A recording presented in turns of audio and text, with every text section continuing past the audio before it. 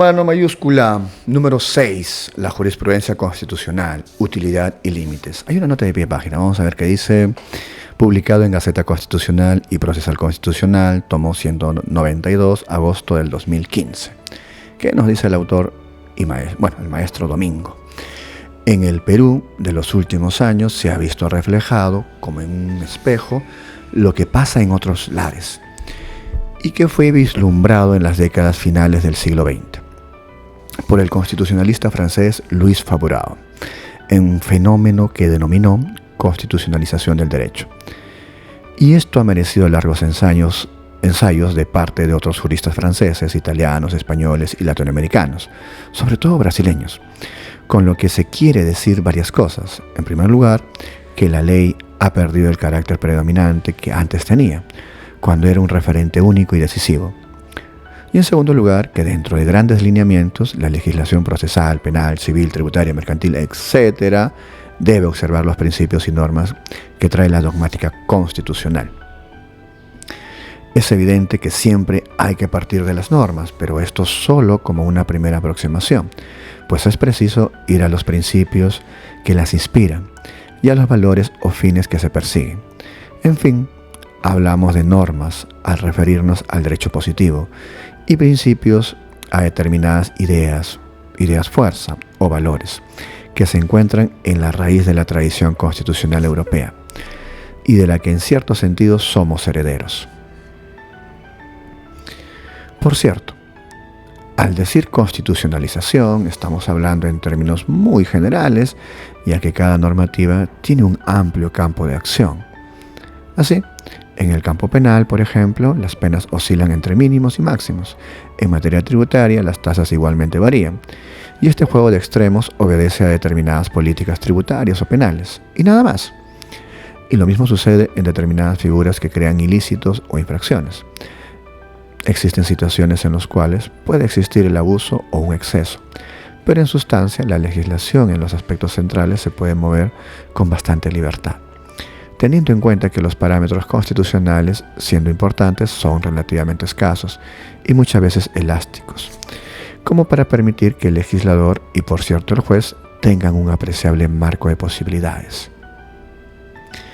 Pero esto, que en realidad es simple, es en rigor reciente, y como quiera que tenemos detrás de ello una legislación frondosa, ha habido casos en los cuales adecuar las parcelas de nuestro copioso ordenamiento jurídico a la Constitución ha sido lento y laborioso, y no siempre muy acertado.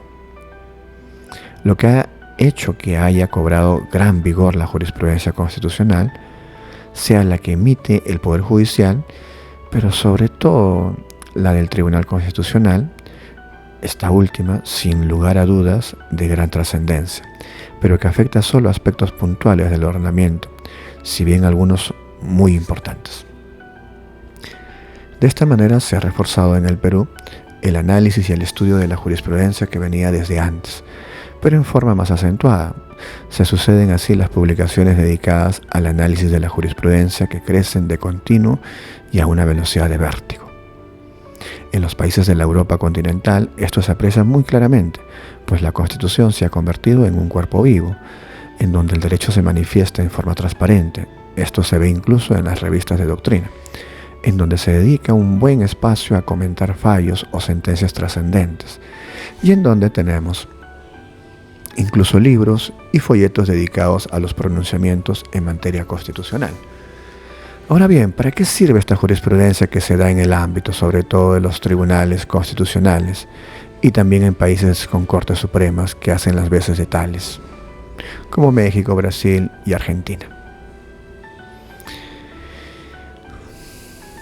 El fin fundamental de una jurisprudencia es apuntar hacia dónde van las cosas o hacia dónde deben ir, crear predictibilidad, actualizar lo existente, resolver un conflicto o declarar un derecho y, por cierto, brindar seguridad jurídica. Obviamente, no de todo el ordenamiento jurídico, no de todo el orden jurídico, sino solo de algunas de sus parcelas o de las más importantes, si bien puede tener una gran proyección y además con un fin fundamentalmente práctico, que sirve sobre todo a los operadores del derecho y a la larga a todos los justiciables. Pero, ¿qué es lo que ha pasado entre nosotros últimamente? Pues obviamente se ha tomado nota de la jurisprudencia existente, pero sobre todo de aquella que es la más relevante o que tiene un alcance mayor. Y sobre ella se ha lanzado una legión de escritores o aprendices de escritores para escribir largamente. Es decir, ha venido desarrollándose sobre la jurisprudencia toneladas de escritos que no son más que glosa o posglosa de lo que ella dice, y generalmente sin doctrina alguna de respaldo. O sea, se escribe comentarios de buen talante a base de lo que dice tal o cual sentencia, con la pretensión de que a partir de ahí se considere al autor como un consagrado jus publicista, cuando en realidad no es más que un autor de una amena crónica periodística que pronto caerá en el olvido. Las excepciones, por cierto, son escasísimas. Ahora bien, ¿es válido comentar una jurisprudencia? Por cierto que es válido y útil. El problema es que en materia jurídica nuestros pueblos latinoamericanos no son creadores, sino glosadores o comentaristas. Y por tanto, para comentar jurisprudencia hay que tener una cultura de base que la mayoría de estos glosadores no tienen, con lo cual terminan haciendo unas cuartillas sobre un fallo del cual no entienden mucho o saben poco.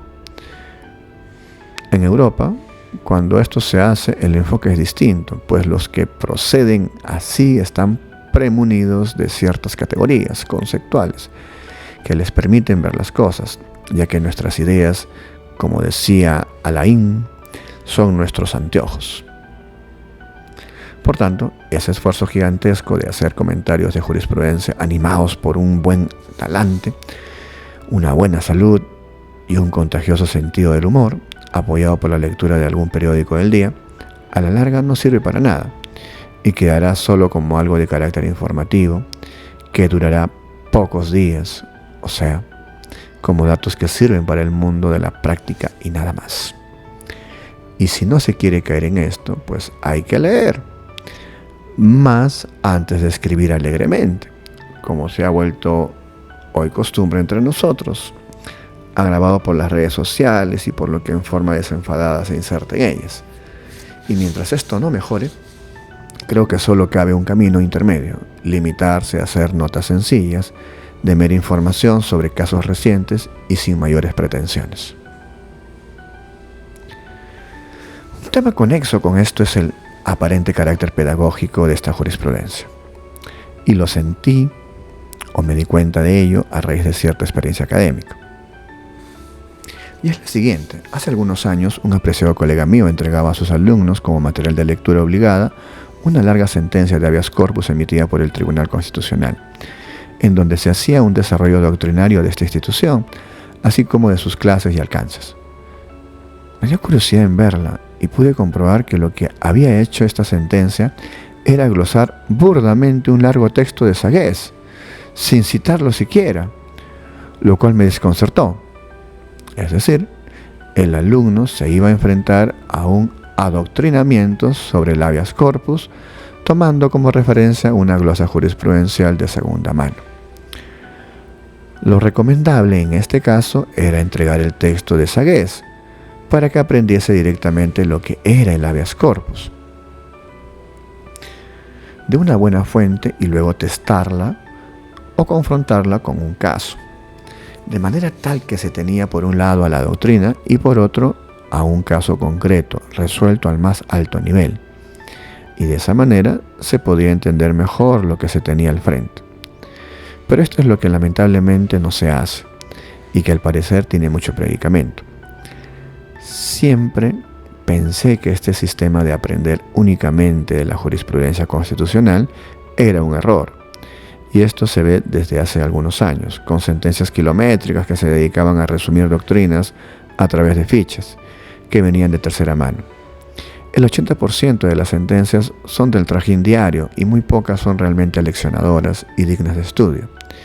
Y esto por cuanto en nuestros países la jurisprudencia tiene fines prácticos y son factor de orden social y de solución de conflictos, pero no deben ni pueden reemplazar la enseñanza universitaria ni a la doctrina. Pues los tribunales no son para eso. La lectura de las sentencias es para saber cómo resuelven los tribunales, no para aprender de ellas, ni menos para olvidarse de analizarlas a la luz de la sana doctrina. Esta fue siempre la idea que tuve en mente, sobre lo cual hablé y escribí en diversa oportunidad, pero naturalmente nadie me hizo caso. Con esto en mente, recuerdo haber hablado hace un par de años en Lima con nuestro buen amigo Lucio Pegoraro, ordinario de Bolonia, quien con mucha serenidad me dijo que no solo no leía la jurisprudencia de la Corte Constitucional Italiana, sino que de ella jamás aprendió nada. Y creo que en lo básico tiene razón. Uy, mira, ¿qué pensarán los abogados penalistas o los juristas penalistas de esto? Bien, sigamos. Vinculado con lo anterior, pero no necesariamente unido a lo que antes he señalado, existe lo que podríamos llamar doctrina jurisprudencial. A fin de entender mejor esto, creo que podríamos hacer el siguiente deslinde. En primer lugar, existe una doctrina general que surge de los autores clásicos y de los autores contemporáneos, y que generalmente se forma por un proceso de sedimentación que se produce en esta mixtura de lecturas, intuiciones, experiencia vivida, hechos históricos, conductas personales e institucionales. Cuando se llega a una altura muy grande, entonces quienes la formulan no solo se elevan sobre sus contemporáneos, sino que contribuyen a la formación de los hechos, opiniones y conceptos de los que les sigue en el tiempo. Autores como Jelinet, Duguid, Kelsen, Heller, Lasky, Smith tienen un nivel que siempre los hace necesarios para cualquier investigación. Por cierto, que tendremos no solamente en cuenta los grandes panoramas, sino además aquellos otros que investigan temas puntuales y que marcan derroteros. Pero los clásicos no son todo lo que es necesario. Están también los contemporáneos, los que viven con nosotros, años más, años menos, y que se enfrentan a los problemas que conocemos en el día a día. A ellos los podemos encontrar en nuestro entorno y muchas veces los ubicamos o hemos conocido.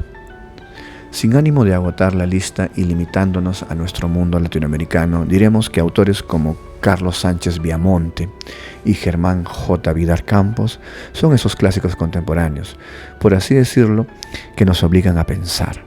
En el caso del Brasil, por ejemplo, tenemos a Pontes de Miranda y a Luis Pinto Ferreira. También hay otros que van a temas puntuales y que nos dicen o señalan aspectos de sumo interés y actualidad.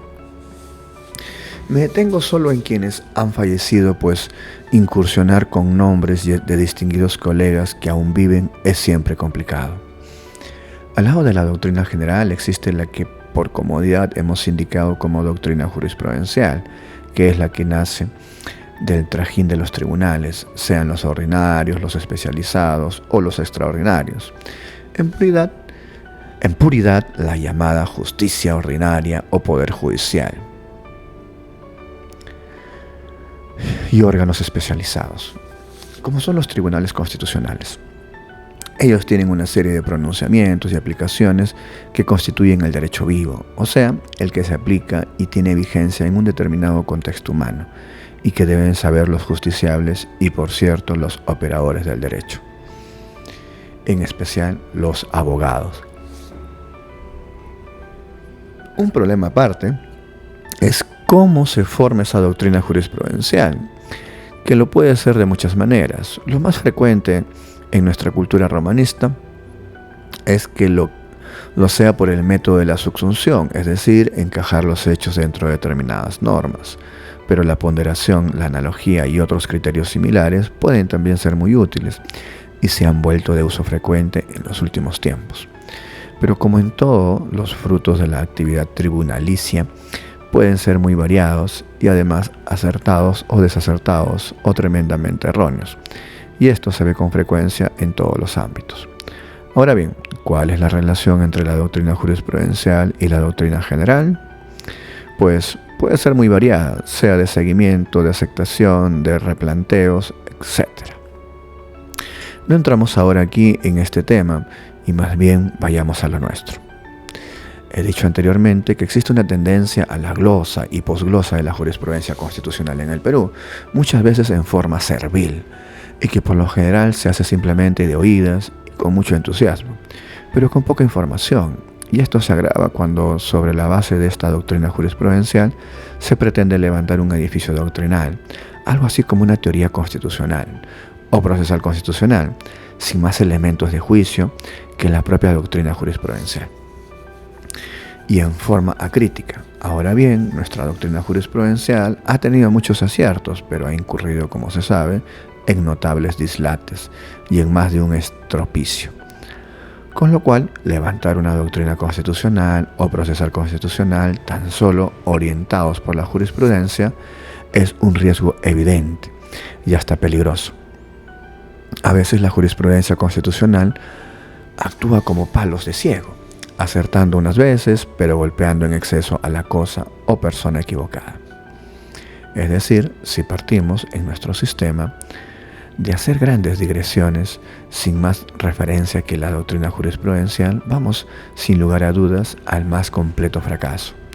Y esto es lo que lamentablemente ha empezado a aparecer entre nosotros. Y en efecto, una cosa es resumir y presentar una ruta jurisprudencial, y muy otra es tomarla a pie juntillas y levantar a partir de allí un edificio sistémico.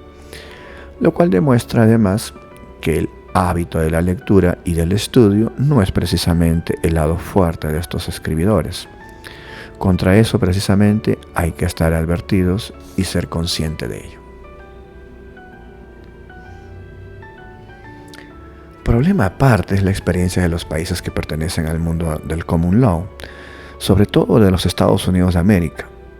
Ahí, por la estructura del sistema, por su desarrollo histórico, por la preeminencia dada al juez y por su innato pragmatismo, la jurisprudencia del Tribunal Supremo ha sido modélica y creadora, mucho antes incluso de que llegasen los doctrinarios europeos a decir con palabras rebuscadas lo que la jurisprudencia norteamericana había descubierto décadas atrás y había expresado en forma más simple.